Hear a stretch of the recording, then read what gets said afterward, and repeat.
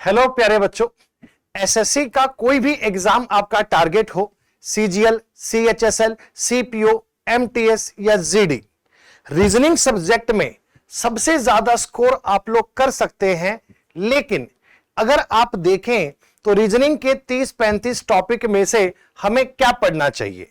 बच्चों, आज मैं आपके लिए वो 10 टॉपिक बताने आया हूं जिनसे 80% क्वेश्चंस एसएससी के एग्जाम के आते हैं।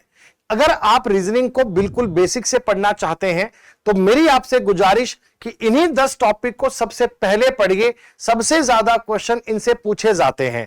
कौन कौन से टॉपिक पढ़ने हैं आपको? एनालॉगी यानी कि सादृश्यता, जिसमें नंबर, लेटर और जनरल नॉलेज बेस्ड सारे क्वेश्चन आते हैं। बच्चों, सीरीज, श्रृंखला topic, number series, alphabet series और फिगर सीरीज, इन तीनों से मिलाकर आपको पेपर में 4 से 5 क्वेश्चन दिख जाते हैं, बहुत जरूरी। क्लासिफिकेशन बच्चों, ऑड वन आउट, 4 चीजों में से एक चीज को अलग छांटना, यानी कि 3 बातों की सिमिलरिटी, एक उनसे डिफरेंट। इस टाइप के पेपर में 2 सवाल देखने को मिलेंगे। कोडिंग डिकोडिंग, लेटर से लेटर, लेटर से नंबर, कॉमन कोडिंग मिलाकर 2 क्वेश्चन पेपर में मिलेंगे, बहुत जरूरी।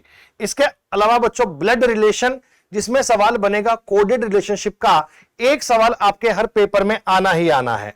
प्यारे बच्चों, डाइस टॉपिक में ओपन डाइस और फोल्डेड डाइस से मिलाकर एक सवाल हर पेपर में आता है। सिलोजिज्म, न्याय वाक्य, जिसे हम बोलते हैं स्टेटमेंट और कंक्लूजन, लगभग 1 से 2 सवाल हर पेपर में आने ही आने हैं बच्चों। अल्फाबेट टेस्ट, जिसमें आप डिक्शनरी ऑर्डर भी कह सकते हैं, चीजों को अरेंज करना भी कह सकते हैं, लगभग 1 से 2 सवाल मिलने ही मिलने हैं।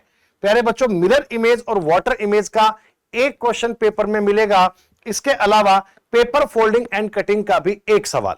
यानी यदि आप इन 10 टॉपिक को करके जाते हैं तो रीजनिंग के 25 में से 18 से 20 क्वेश्चन आपके तुरंत हो जाएंगे और बाकी बचे पूरे सिलेबस में से 5 से 7 क्वेश्चन मिलते हैं। तो सबसे पहले इनको कवर कीजिए, देन बाकी के टॉपिक उसके बाद। Thank you.